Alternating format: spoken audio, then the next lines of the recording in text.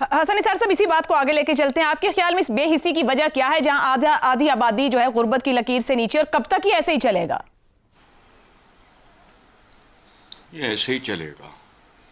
اس کی وجہ ہے کہ یہ وہ ملک ہے, یہ وہ خطہ ہے جہاں استحصال کو ہمیشہ استحقاق سمجھا گیا ہے.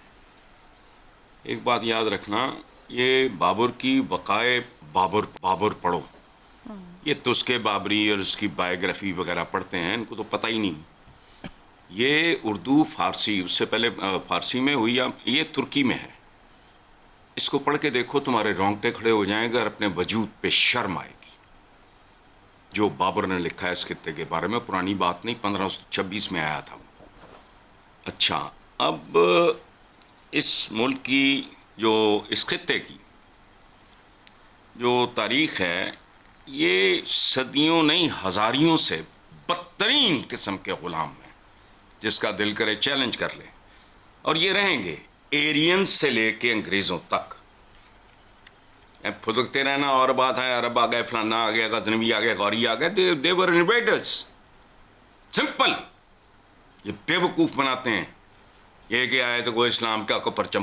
او بھائی, 2026 میں اگر پاکستان کی نام نہاد اشرافیہ, جو اشرافیہ ہے ہی نہیں, اگر اپنے عوام کے ساتھ یہ سلوک کر رہی ہے, طیارے خرید, فلانا کر, ٹمکانا کر, تو کبھی سوچا یہ ہے کہ سلاطین دہلی اور مغلوں نے کیا کچھ کیا ہوگا؟ Have you ever thought about it? Babar نے کس کو ڈیفیٹ کیا تھا؟ ابراہیم لودھی کو مارا تھا, جو تہجد گزار آدمی تھا. غلام تھے, ہیں اور رہیں گے. میرا جو ایک فیوریٹ ہے نا کہ ڈی این اے ایرین سے اٹھاؤ, بات سمجھ آ جائے گی. لے کے بیٹھ جاتے ہیں ادھر ادھر, یہ ہو گیا بلند ترین چھتا فلانا ٹمکانا. کئی سال ہو گئے, کان پک گئے سنتے نہیں. یہ کہتے ہیں چھتر مارنے والوں کی تعداد بڑھاؤ. This is what they deserve. ایسی کی تیسی اگر بندے میں جان ہو, ٹھیک ہو گیا, ان کے ساتھ ایسی لوٹ مچی ہو.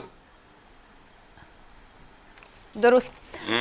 عامر صاحب, جو حسن صاحب بات کر رہے ہیں اسی کو آگے بڑھاتے ہیں. یہ ملک اب تو یہاں کوئی انویڈرز نہیں ہے, پاکستان قریباً 80 سال کا ہونے کو ہے. یہاں پہ جو بھی اشرافیہ فیصلہ ساز یا اوپر بیٹھتے ہیں وہ اوتھ لیتے ہیں اپنے عوام کے ساتھ وفاداری کا اور ان کی بہتری کا. تو یہاں یہ استحصال کو استحقاق سمجھ کر کب تک ملک کو ایسے چلایا جائے گا؟ کہیں تو ٹوٹے گا یہ سب.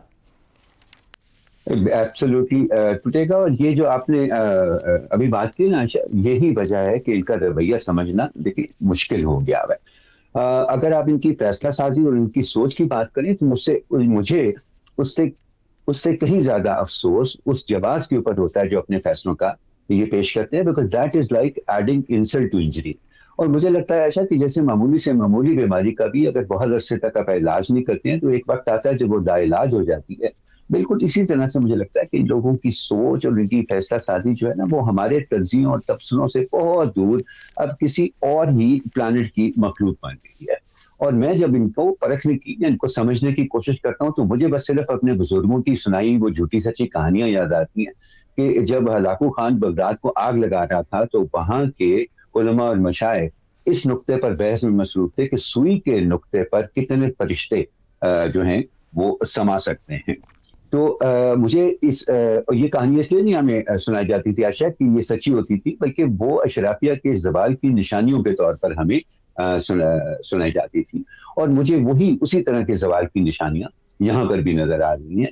افسوس اس بات کا عائشہ کہ میرے لیے یہ دیکھنا مشکل ہے کہ اس زوال سے پیدا ہونے والی جو سیاسی خلا ہے, اس سے جو تبدیلی آئے گی, کیا نیسیسریلی وہ عوام کی بہتری کے لیے آئے گی, یہ تو میں نہیں کہہ سکتا. لیکن ایک بات جو میں یقین سے کہہ سکتا ہوں نا, کہ یہ جو سوچ اور اس طرح کی جو فیصلہ سازی ہے جو ہمیں پاکستان میں دیکھنے کو مل رہی ہے, اس سے جو سیاسی خلا پیدا ہوگی, جو بھی قوت اس کو پر کرے گی, اس میں ان لوگوں کی کیا ان کی آنے والی نسلوں کی بھی کوئی جگہ نہیں ہوگی. تو پاکستان کے عوام کی بہتری تو شاید میں اپنی زندگی میں نہ دیکھ پاؤں, اللہ کرے ایسا ہو, لیکن شاید میں اپنی زندگی میں نہ دیکھ پاؤں.